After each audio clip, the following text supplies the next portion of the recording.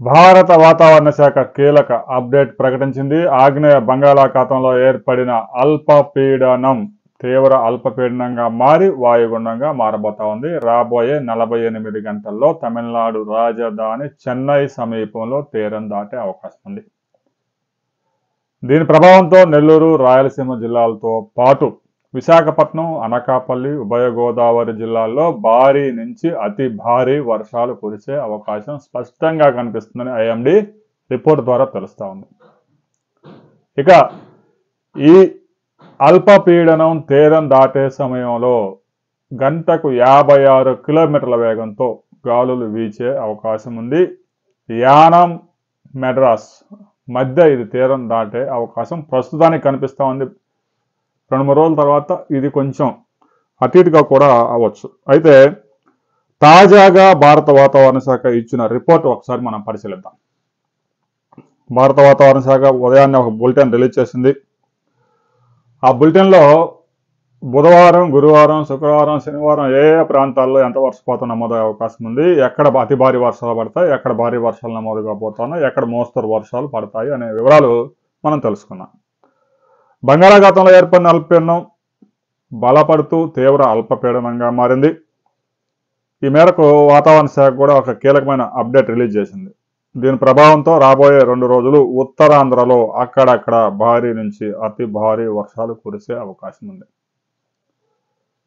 అల్పపీడనం అయితే తమిళనాడు తీరానికి సమీపంగా ఉన్న ఉత్తరాంధ్రలో భారీ నుంచి అతి భారీ వర్షాలు కురిసే అవకాశం స్పష్టంగా కనిపిస్తూ ఉంది.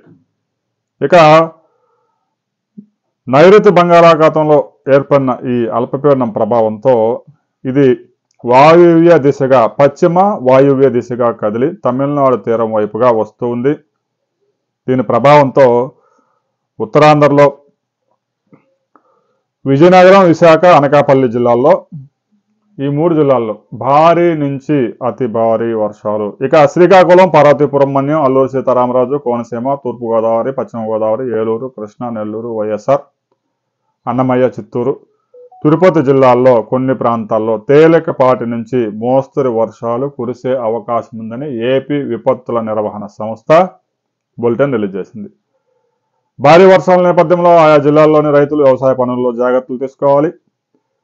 ఇక ముఖ్యంగా వరి హార్వెస్ట్ చేస్తున్న రైతులు ధాన్యం తడవకుండా చూసుకోవాలి. ప్రజలు కూడా అప్రమత్తంగా ఉండాలి. మత్స్యకారులు శనివారం దాకా సముద్రంలో వేటకు వెళ్ళవద్దని కూడా హెచ్చరికలు జారీ చేశారు. ఇక తెలంగాణలో కూడా దీని ప్రభావం కనిపిస్తూ ఉంది.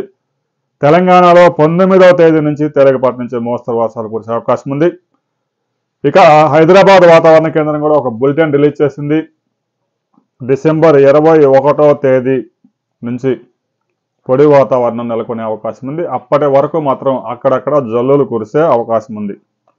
ఇక తెలంగాణలో ఆదిలాబాదు, ఆసిఫాబాదు, మంచిర్యాల, నిర్మల్, సంగారెడ్డి, మెదక్ జిల్లాలో చలి తీవ్రత పెరిగింది. శీతల గాలులు వీస్తూ ఉన్నాయి. రాబోయే రోజుల్లో చలి మరింత పెరిగి పొగ మంచు కూడా ఎక్కువగా ఉంటుంది. ఉదయం 10-10:30 వరకు కొన్ని ప్రాంతాల్లో అయితే కనీసం విజన్ కూడా సరిగా పెద్దగా 20 మీటర్ల కంటే ఎక్కువ కనిపించడం లేదు. ఇక హైదరాబాద్లో ఆకాశం మేఘావృతమై అక్కడక్కడ జల్లులు పడే అవకాశం ఉంది. పొగమంచు ఎక్కువగా ఉంది.